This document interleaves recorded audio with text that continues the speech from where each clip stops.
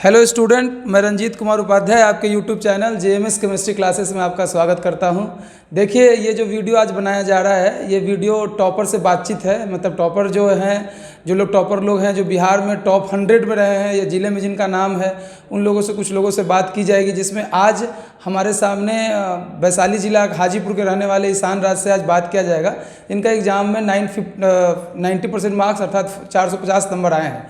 आज हम लोग यह बात करेंगे, यह देखेंगे कि उनका क्या तरीका था, किस तरीके से उन्होंने पढ़ाई की। लॉकडाउन में इतनी बुरी स्थिति में, कोरोना के समय में भी उनका पढ़ाई कैसे हुआ और उन्होंने 450 नंबर कैसे बोर्ड में लाए। जितने भी लोग हैं, जितने भी 12th का इस बार तैयारी कर रहे हैं, जितने भी बच्चे, उनको खास कर ये देखना चाहिए और उनका एक्सपीरियंस लेना चाहिए ताकि और आसानी से पढ़ाई किया जा सके और ईजिली उसको समझा जा सके। ठीक है, तो हम बात करेंगे ईशान राज से और देखेंगे कि ईशान राज क्या क्या अपने प्लानों के। तो चलिए हम लोग बात करते हैं ईशान राज से कि क्या क्या उन्होंने कैसे कैसे किया। आइए ईशान राज, बैठिए। सबसे पहले तो आपको बधाई हो 450 नंबर लाने के लिए बोर्ड में। बहुत बहुत धन्यवाद सर। अब बात आप सबसे पहले तो आप अपने बारे में बताइए कि आप क्या करते, कहाँ रहते हैं, कैसे क्या क्या पढ़ाई कैसे कैसे किए। उनसे पहले सबसे पहले आप अपना इंट्रोडक्शन दीजिए कि आप। जी, सभी को मेरी तरफ से आपके आने वाले बोर्ड्स एग्ज़ामिनेशन के लिए बहुत सारी बेस्ट विशेस हैं जो भी आगे तैयारी करना जा रहे हैं। मैं ईशान राज, जैसा कि सर ने पहले बताया, हाजीपुर से बिलोंग करता हूँ। पटना में मेरा कॉलेज था और जब मैं 12th में इंटर किया 11th के बाद, तब परिस्थितियाँ बदल चुकी थी। जितने भी कॉलेजेस थे और कोचिंग्स थे सब मतलब बंद हो रहे थे और कोरोना के कारण सब कुछ मतलब बदल सा गया था माहौल। उसके बावजूद भी काफ़ी टीचर्स और कई गाइडेंस के अंदर में मैंने अपनी प्रिपरेशन की, जिसका फ़ायदा मुझे रिज़ल्ट में मिला और दिखा भी।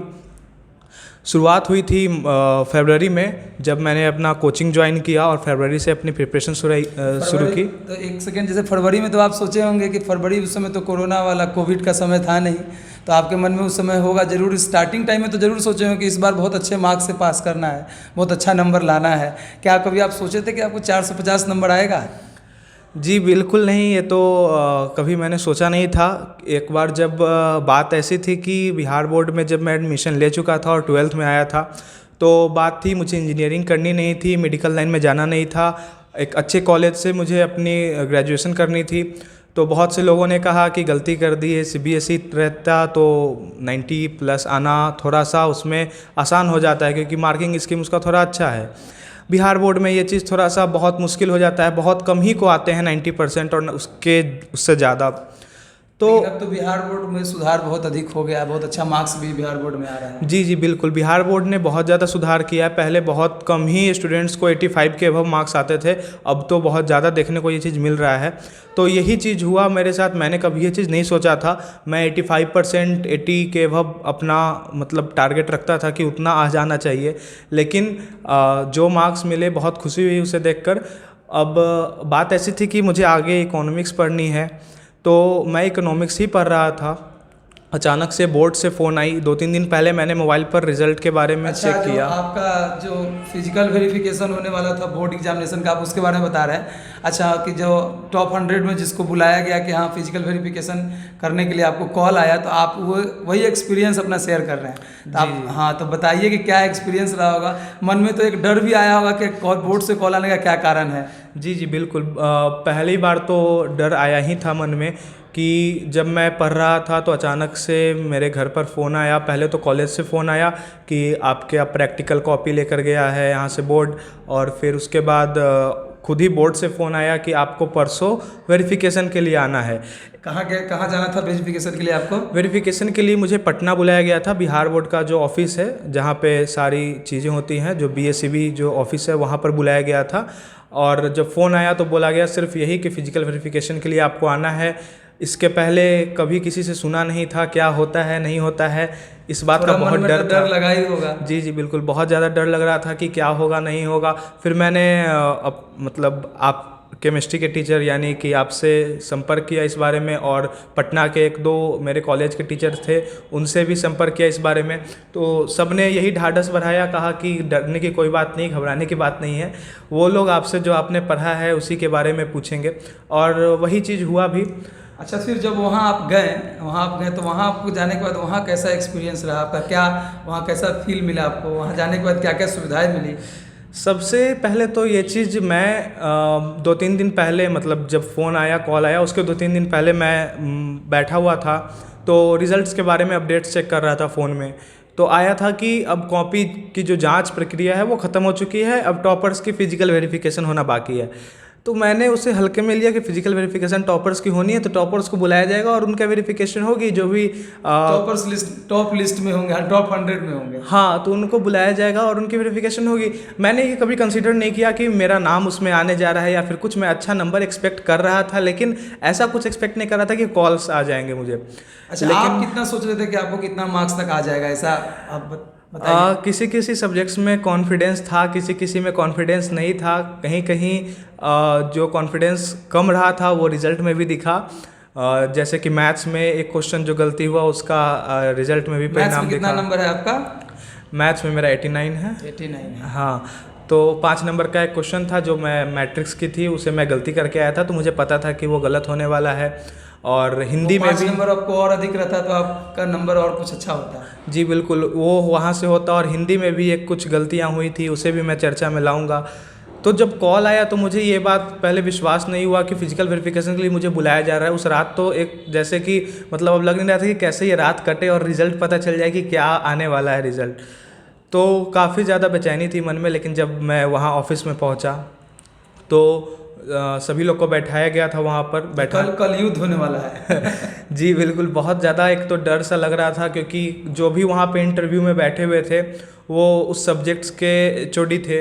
अच्छे अच्छे कॉलेजेस से वो एचओडीज़ को बुलाए गए थे वहाँ पर, मतलब बहुत ज़्यादा एक्सपीरियंस टीचर्स थे। सबसे पहले आप यहाँ से जब गए तो आपको वहाँ क्या क्या फैसिलिटीज़ मिली, क्या क्या हुआ वो बताइए। फैसिलिटीज़ तो बहुत अच्छी थी। मैं अप्रिशिएट करना चाहूँगा बिहार बोर्ड के इस स्टेप को कि पहली बात तो उन्होंने इस वेरिफिकेशन की प्रक्रिया को चलाया है। बहुत ज़रूरी था हमारे स्टेट में, क्योंकि जिस तरीके से चीज़ें हो रही थी उसको लेकर के। और फैसिलिटीज़ की बात की जाए तो बहुत अच्छी फैसिलिटीज़ थी। सबसे पहले गए तो हम लोगों को चाय प्रोवाइड कराया गया, उसके बाद नाश्ता प्रोवाइड कराया गया, नाश्ता भी अच्छा था। उसके बाद हमें पानी, कोल्ड ड्रिंक्स सबकी व्यवस्था दी गई। उसके बाद हमें इंटरव्यू के लिए बुलाया गया। इंटरव्यू के लिए आपके पास, जब मैं इंटरव्यू के लिए गया तो आपको एक फ़ाइल मिलती है। उसके पहले आपको कैमरे के सामने 2-2.5 मिनट का आपको अपना इंग्लिश में इंट्रोडक्शन देना होता है। अच्छा, वहाँ इंट्रोडक्शन पहले जाएंगे तो इंट्रोडक्शन देना होता है? जी जी बिल्कुल, आप कहाँ से हैं, किस स्ट्रीम से हैं, मदर फादर, ये सब आपका जनरल इंट्रोडक्शन आपको वहाँ पे देना होता है। जनरल इंट्रोडक्शन के बाद आपको फाइल दे दी जाती है आपके नाम की, रोल नंबर के अकॉर्डिंग आपके, और उसमें आपके सारे आंसर कॉपी और आपके प्रैक्टिकल की कॉपी होती है।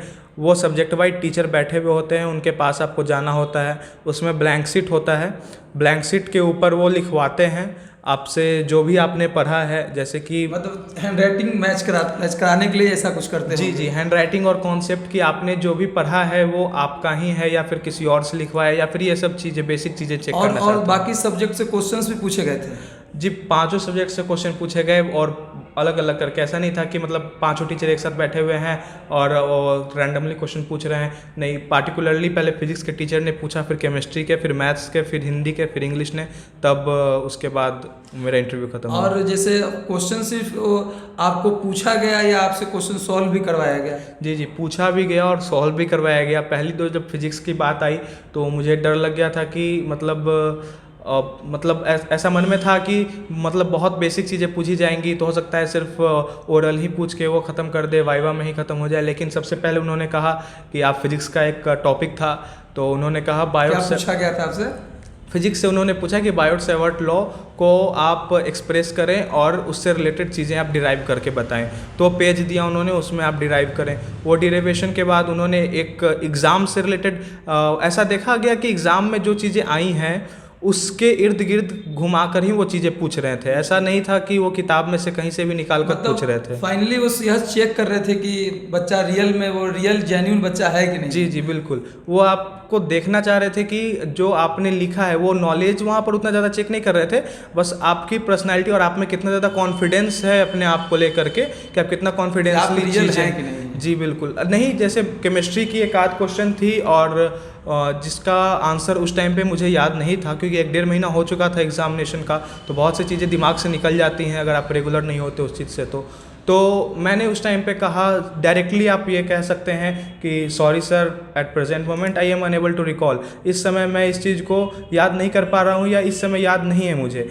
मतलब ये नहीं करना है, मतलब मैंने अपने टीचर से यही जब सलाह ली तो उन्होंने यही कहा कि जब आपको नहीं आता आंसर तो सीधा आप ये कह के निकल जाओ, नहीं तो मतलब आप जब घुमाने लगोगे तो वो मतलब बहुत ज़्यादा आपसे ऊपर हैं, वो आपको घुमा दे सकते हैं वहाँ पर। इसलिए तो वहाँ पर मैं मतलब जो नहीं आ रहा था सीधा उसको यही बोल रहा था कि मेरे दिमाग में भी ये नहीं आ पा रहा है, तो वो भी उस चीज़ से आपको खुद कहेंगे कि नहीं ठीक है, जेन्यून आदमी है, मतलब गलत चीज़ पे फोकस नहीं कर रहा है। आपका टॉपर जो फिजिकल वेरिफिकेशन हुआ वो आप बहुत अच्छा एक्सपीरियंस रहा आपके लिए। जी जी बिल्कुल।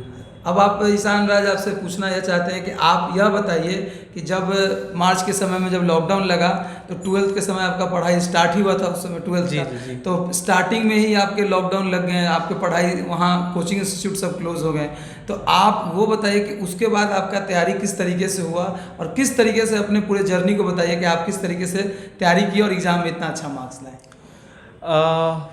बात ये थी कि जब 11th में मैंने 11th इंटर किया था तो मैं पटना गया था सबसे पहले पढ़ने इंजीनियरिंग के लिए, फिर 1-1.5 महीने बाद मैं वापस आ गया, तो हाजीपुर से ही मैंने फिर डिसीजन लिया कि मैं हाजीपुर से ही सिर्फ बोर्ड का प्रिपरेशन करूँगा, और तब मैंने JMS केमिस्ट्री क्लासेस के साथ मैं जुड़ा केमिस्ट्री के लिए, और फिज़िक्स के लिए वहीं कॉन्सेप्ट ऑफ फिज़िक्स के साथ जुड़ा। लेकिन मैं फ़िज़िक्स के साथ टू बी रियल मैं बहुत ज़्यादा फीकल था, मैं बहुत तुरंत चेंज होता था फिज़िक्स के साथ, कभी इस कोचिंग कभी उस कोचिंग, तो मैंने कोचिंग्स भी चेंज किए फिज़िक्स के लिए। लेकिन केमिस्ट्री के लिए 11th 12th मैं पूरी तरीके से कंसिस्टेंट रहा हूँ। JMS केमिस्ट्री क्लासेस से मैं दोनों साल जुड़ा रहा। 12th में आने के बाद जब फरवरी में मैंने कोचिंग ज्वाइन की तो मैं एक ही कोचिंग ज्वाइन किया था उस टाइम पर, वो JMS केमिस्ट्री क्लासेस था अपने केमिस्ट्री के लिए।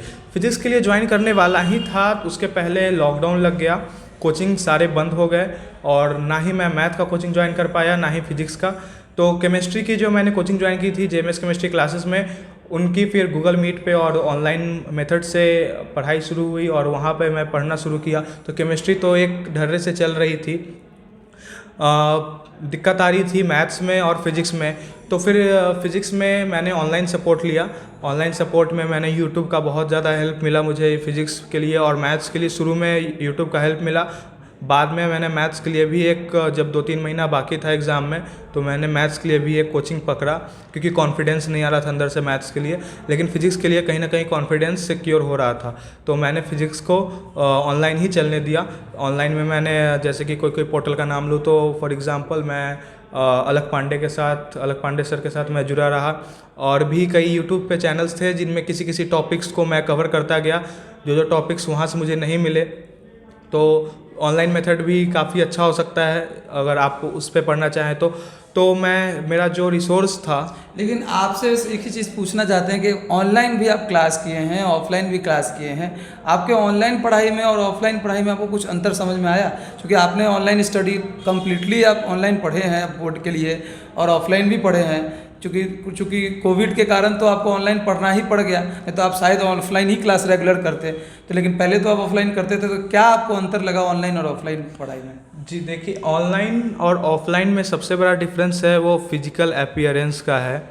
आप जब ऑनलाइन क्लास करते हो तो बहुत एक अच्छा रिसोर्स निकला है ऑनलाइन क्लास आज के युग में, जब कोविड जैसे सिनेरियो बने हैं हमारे सामने, लेकिन ऑफलाइन में जो फील आता है वो ऑनलाइन में टू बी ऑनेस्ट नहीं आ पाता। बहुत से स्टूडेंट्स ऐसे हो सकते हैं इन द रेयर केस कि जिनको ऑनलाइन ही बहुत ज़्यादा फील मिलता हो टीचर्स से, लेकिन to be honest from my side कि ऑनलाइन मैंने पढ़ा ज़रूर, लेकिन वो एंथू अंदर से नहीं मिल पाता था जो कि ऑफलाइन में मुझे मिलता था। क्योंकि ऑफलाइन जब जाते हैं स्टूडेंट्स तो टीचर्स से फिजिकल अपीयरेंस होता है, अगर एट द पॉइंट आपको उस टाइम पे डाउट हुआ तो आप तुरंत डाउट पूछ सकते हैं। अब लाइव क्लास जब आप ऑनलाइन कर रहे हो तो मे बी आप डाउट अपना चैट कर दो, लेकिन चैट टीचर पढ़ पाए या ना पढ़ पाए ये भी एक डाउट बना रहता है। यही सब छोटा माइनर प्रॉब्लम है जी जो ऑनलाइन और ऑफलाइन के बीच में, और बहुत ये छोटा माइनर प्रॉब्लम ही बहुत आगे जाके ये बिग आपका ये गेम कर देता है। लेकिन ऑनलाइन स्टडी भी एक तरीके से अच्छी स्टडी है। जब इस तरीके का सिनारियो है तो ऑनलाइन स्टडीज़ का हेल्प ले सकते हैं आज के युग में, बिल्कुल नो डाउट उसमें। तो मैं ऑनलाइन का भी हेल्प लिया, और सबसे ज़्यादा मैं अप्रिशिएट तो ऑफलाइन ही करता हूँ। मैं ऑफ़लाइन को ही ज़्यादा फेवर करता हूँ, क्योंकि मुझे मेरे एक्सपीरियंस से ऑफ़लाइन ही सही लगा मुझे अभी तक। और अब जैसा सीन है उसमें तो ऑनलाइन के अलावा कोई हमारे पास ऑप्शन जब नहीं बचते तो ऑनलाइन ही आदमी उसमें यूज़ कर सकता है मेथड। चलिए बहुत अच्छा है। अब ये आप बताइए कि जब आपका रिजल्ट आया तो पहले, लेकिन टॉपर वेरिफिकेशन के कारण पहले से तो पता था कि टॉप 100 में है जी। लेकिन ये तो ज़रूर मन में आता होगा कि अब टॉप 100 में कहाँ है। तो ये जो आपका ये जो एक्सपीरियंस रहा आपका, कैसा रहा रिजल्ट के बाद, आप ये बताइए। और आपके घर में लोग कैसे सोचे, क्या कहे, ये भी बताइए आप। जब रिज़ल्ट आया तो रिज़ल्ट के पहले तो बहुत ज़्यादा मतलब एक अंदर से हार्ट बीट बढ़ा हुआ था कि क्या होने वाला है। एक तो पहले से पता चल गया किसी था, के साथ भी होता है जी, पहले से पता चल गया था ये कि एक अच्छा नंबर मैं सिक्योर कर रहा हूँ, ये बात की तो खुशी थी ही। लेकिन जब रिज़ल्ट तो एक मैटर करता है कि क्या आ रहा है, तो एक अंदर से इस बात की खुशी थी कि अच्छा रिज़ल्ट आ रहा है, लेकिन क्या आना था। तो रिज़ल्ट वाले दिन हुआ क्या, अब ये तो ह्यूमन नेचर है कि लालच तो हमेशा बढ़ता है। तो जब रिज़ल्ट आया तो जब पता चला 450 है तो सभी लोग बहुत खुश हुए, क्योंकि ऐसा सबका होता है कि बिहार बोर्ड में 450 marks is a good marks consider किया जाए, तो एक अच्छे नंबर के तौर पर इसे देखा जाता है। तो मुझे भी अच्छा लगा जब 450 मार्क्स मैंने देखे, तो जेन्यूनली मैंने जो लिखा, जो मैंने वहाँ पर दिया एग्ज़ामिनेशन, उसके अकॉर्डिंग मुझे नंबर मिले। इस बात की मुझे खुशी है कि ऐसा नहीं हुआ कि बहुत से कंप्लेन मैंने इसके पहले सुने थे बोर्ड के ख़िलाफ़ कि जैसा लिखता हूँ वैसा नंबर नहीं आता है, जैसा मैंने लिखा वैसा नहीं आया। लेकिन ऐसा कहीं से नहीं हुआ, क्योंकि हम लोग की जो वेरिफिकेशन हुई थी वहाँ पर हमें एक सर ने बताया कि आपकी कॉपी जो एक बार जो चेक हुई है, एग्जामिनर जो आपका चेक किया है, उसके बाद दोबारा आपकी कॉपी को रीचेक किया गया है वेरिफिकेशन के लिए कि कहीं से गलती तो चेक नहीं हुआ है। तो इस बात से तो मैं पूरी तरीके से निश्चिंत था कि कॉपी तो जेन्युइनली ही चेक हुई होगी। और बिल्कुल वो रिज़ल्ट जब आया तो मुझे देख के लगा कि जैसा मैंने लिखा उसके अकॉर्डिंग मुझे नंबर मिला है। और सभी लोग घर में या फिर मेरे टीचर्स जिनको इस बात की पता चला, सभी लोग बहुत खुश हुए रिज़ल्ट को देखकर। चलिए अच्छा, ये बताइए कि आप जो पढ़ाई किए हैं आप पूरे कोविड के टाइम में, चूँकि कम्प्लीटली 12th के सिलेबस जब तक आपका चलना था, पेपर होने के पहले तक तो लॉकडाउन ही रहा, तो आप ये बताइए कि आपने किस तरीके से अपना नोट्स तैयार किया, किस तरीके से रिवीजन का प्लान बनाया, और क्या क्या मेन बात है जो बच्चों को बहुत ज़रूरत हो, बच्चा को समझे तो ऐसा अगर वो अपने जीवन में भी लाए तो वो भी बहुत अच्छा मार्क्स ला सकता है, वो आप बताइए। मतलब समझिए कि अपने सक्सेस का कीड बता दीजिए बच्चे लोग को। जी बिल्कुल, जब मैंने पढ़ाई शुरू की तो उस टाइम पे बहुत सी चीज़ें दिमाग में आती हैं कि मैं क्या पढूं, कौन सी किताब को उठाऊं, कौन सी किताब बेहतर होगी पढ़ने के लिए, किस किस किताब को मैं पढूं। तो मैंने अपने टीचर्स से, केमिस्ट्री के लिए केमिस्ट्री के टीचर से, फिजिक्स के लिए 2-3 टीचर से मैंने कंसल्ट किए। तो इन शॉर्ट मुझे बाद में यही पता चला कि सबसे पहले तो NCERT अगर आपके पास है तो उससे अच्छी किताब कोई नहीं है, वो आप चाहे अभी बोर्ड्स की कर रहे हो या फिर किसी और एग्जामिनेशन की 12th बेसिस पर। तो केमिस्ट्री के लिए मैंने NCERT का फुल्ली सपोर्ट लिया, NCERT के अलावा मैंने किसी किताब को नहीं पढ़ी। फिजिक्स के लिए भी वही चीज़ रहा।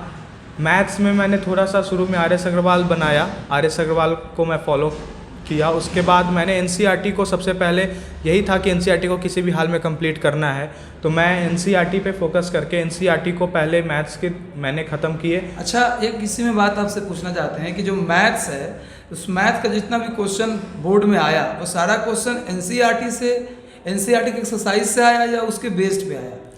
जी, NCERT मैथ्स में जो क्वेश्चंस आते हैं वो बहुत मतलब अच्छे होते हैं। मतलब कहने का कि अगर आप NCERT पढ़ के जाते हो, NCERT अगर आप पूरा बना चुके हो, तो ऐसा एक भी क्वेश्चन नहीं आता है बोर्ड्स में जो आपसे ना बने।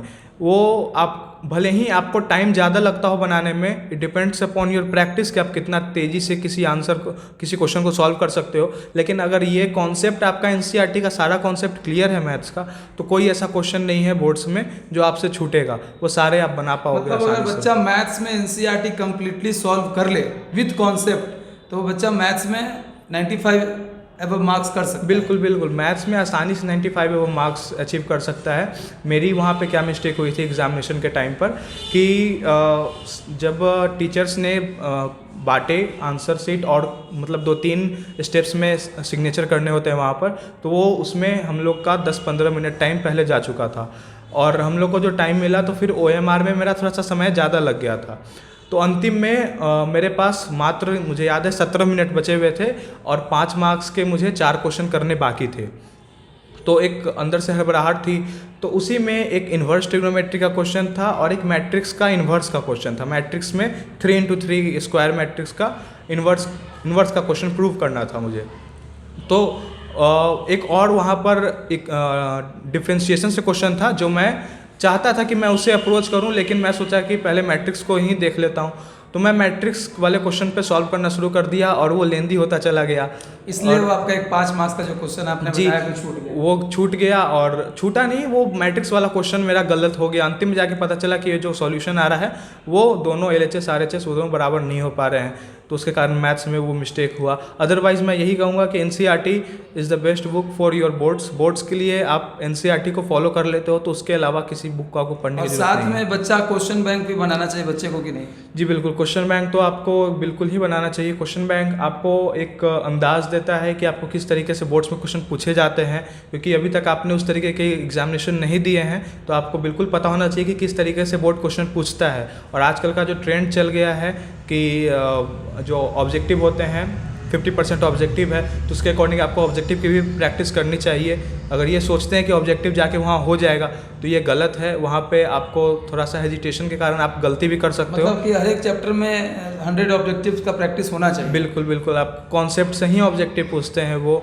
और जो बच्चे का टीचर से पढ़ा हुआ कॉन्सेप्ट पे कमांड है वो बच्चा इजीली ऑब्जेक्टिव सॉल्व कर सकता है। मैंने जो अपनी केमिस्ट्री की जितनी भी ऑब्जेक्टिव्स थी, मैंने अपने सारे कोचिंग मटेरियल्स को रिवाइज किया। कोचिंग मटेरियल्स के जितने भी ऑब्जेक्टिव के सीट्स मुझे मिले थे मैंने सबको बनाया, तो एक अच्छा एक्सपीरियंस मुझे मिला एग्ज़ाम में ऑब्जेक्टिव को लेकर। केमिस्ट्री में आपको कितने मार्क्स हैं?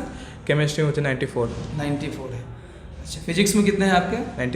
93 है, बहुत अच्छा है। अच्छा, आप ये बताइए कि बच्चा जब कम्प्लीटली आप बता दिए कि NCERT बच्चा पढ़े, जैसा कि ईशान राज ने बताया कि आप बच्चे NCERT पढ़ें और NCERT के साथ साथ उसको कवर करें, हर एक टॉपिक के कॉन्सेप्ट पे कमांड करें, जिससे क्वेश्चंस लिखना आसान हो जाए, राइटिंग स्किल डेवलप करें। इनके अकॉर्डिंग तो यही बात लग रहा था कि राइटिंग स्किल को डेवलप करना बहुत ज़रूरी है। मैक्सिमम जो स्टूडेंट होते हैं वो यह सोचते हैं कि हम पढ़ लिए, याद कर लिए, उससे क्वेश्चंस उनको बनाना वहाँ मुश्किल हो जाता है। वो शायद 60% 65% मार्क्स ले भी आए, लेकिन अगर अच्छा मार्क्स आपको लाना है तो उसके लिए आपको टीचर के बताए हुए पढ़ाई को, आपको कॉन्सेप्ट को समझना होगा और खुद राइटिंग स्किल बनाना होगा। मतलब आप किसी भी आंसर को पढ़, क्वेश्चन को देखकर और अपने लैंग्वेज में आंसर को लिख सके।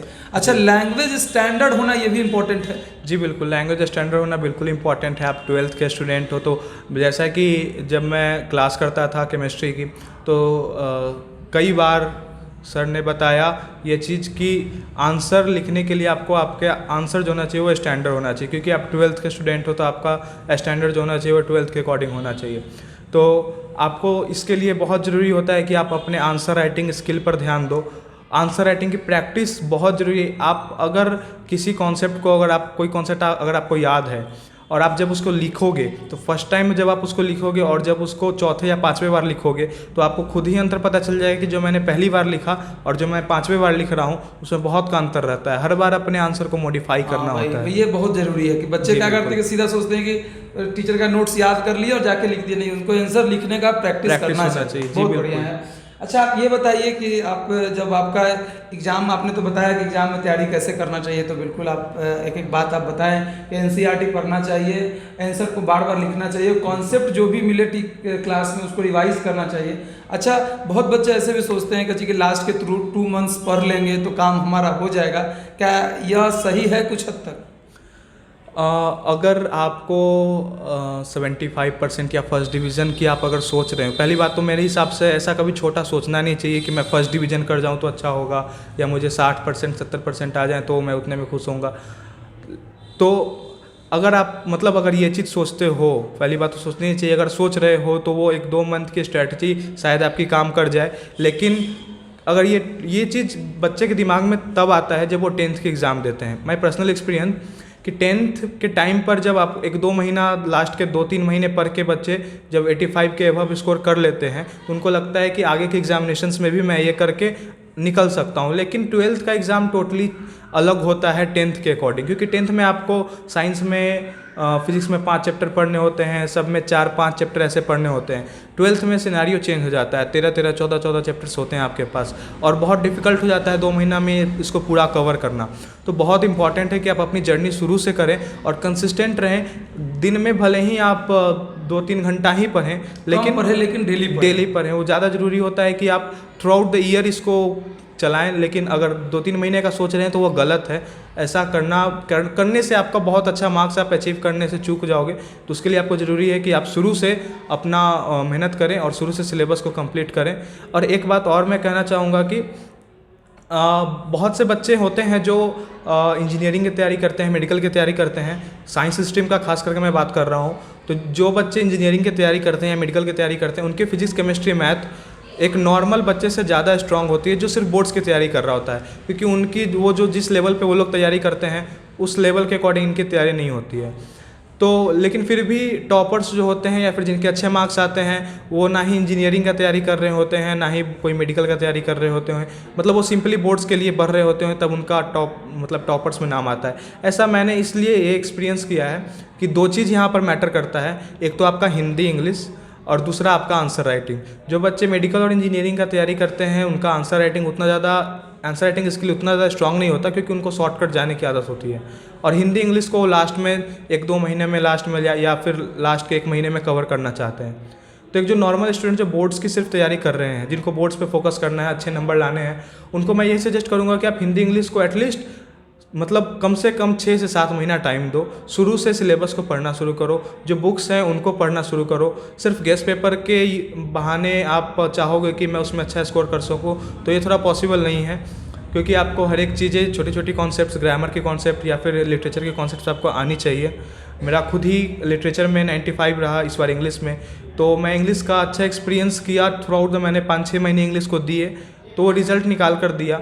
तो वो चीज़ ज़रूरी है कि आप उसको करो। और दूसरा आंसर राइटिंग पे मैं और इंग्लिश तो ऐसे भी आगे जो बहुत ज़रूरी है। इंग्लिश तो बहुत आगे आपको लास्ट टाइम तक यूज़ में आएगा। आप चाहे जो भी करना चाहते हो आगे, IIT जाओ, नीट जाओ, NDA जाओ, आगे UPSC सिविल सर्विसेज में जाओ, किसी में जाओ, English is the core subject. जैसे आप किसी भी चैप्टर को कैसे तैयार करेंगे, क्या आप मतलब आपके हिसाब से क्या होना चाहिए?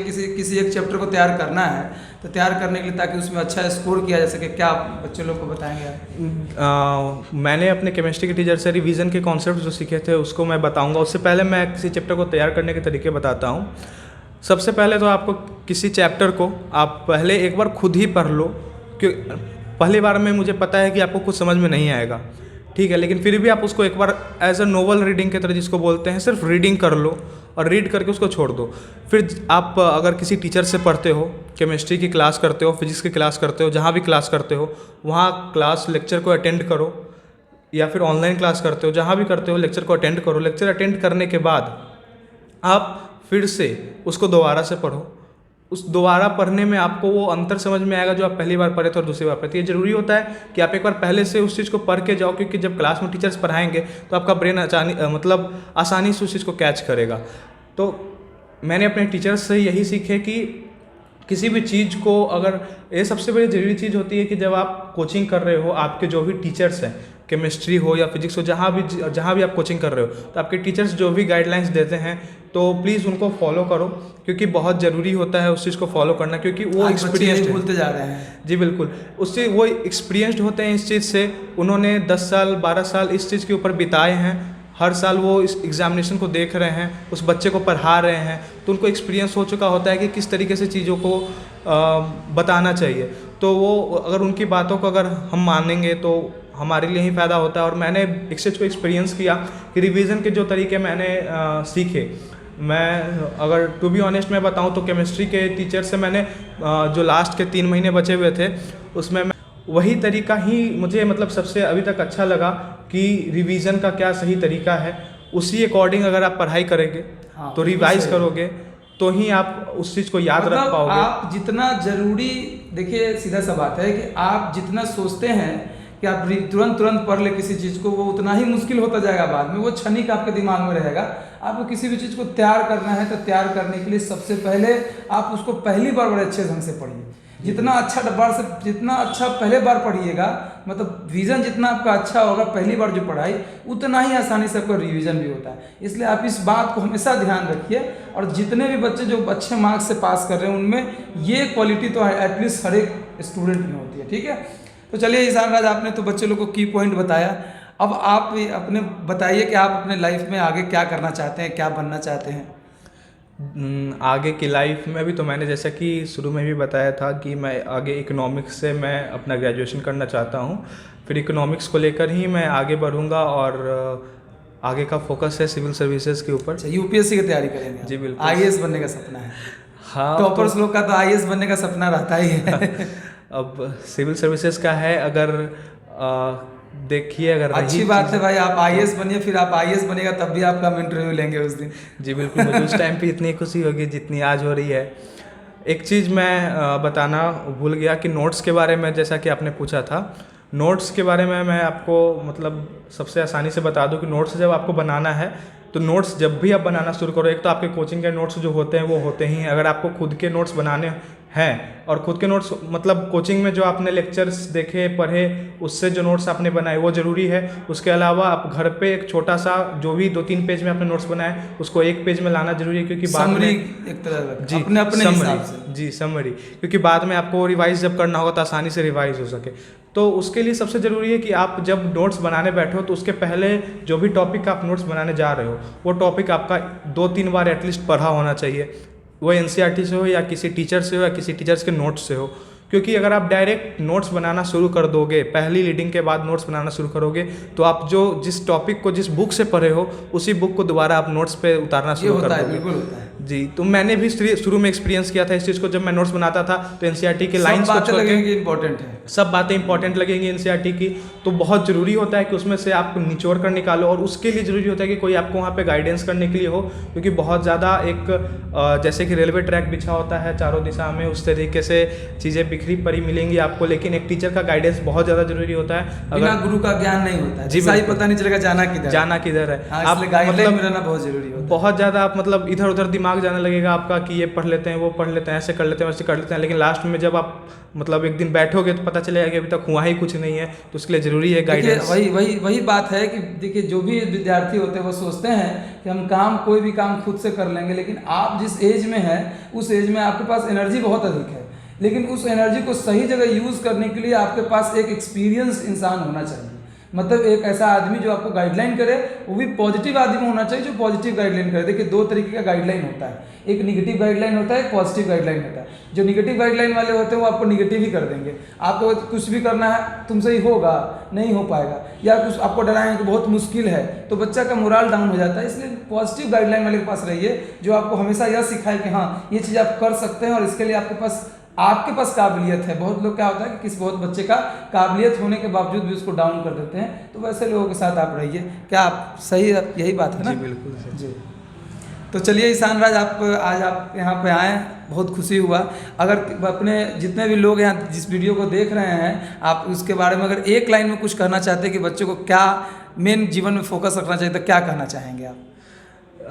अगर लाइफ में कुछ भी करना है तो सबसे पहले अपना एक टारगेट को सेट करना ज़रूरी है कि आपको करना क्या है। बहुत ज़्यादा आप डिस्ट्रैक्टिव नहीं हो सकते कि ये करना है, वो करना है, ये करना है, वो करना है। पहले तो आपको फिक्स होना ज़रूरी है कि क्या करना है, और सबसे ज़्यादा ज़रूरी है कि उसके ऊपर बिना कोई मतलब चीज़ को सोचे हुए उसके ऊपर काम करना। अब अगर आप अभी मार्च अप्रैल के मंथ में हो और अभी से सोचना शुरू कर दो कि मुझे 450 नंबर चाहिए, मुझे स्टेट टॉपर बनना है, तब तो मुझे डिस्ट्रिक्ट टॉपर बनना है, तब वहाँ से प्रॉब्लम क्रिएट होना शुरू होगा। क्योंकि आपकी प्लानिंग होगी, एक्शंस वहाँ से कम होने शुरू हो जाएंगे।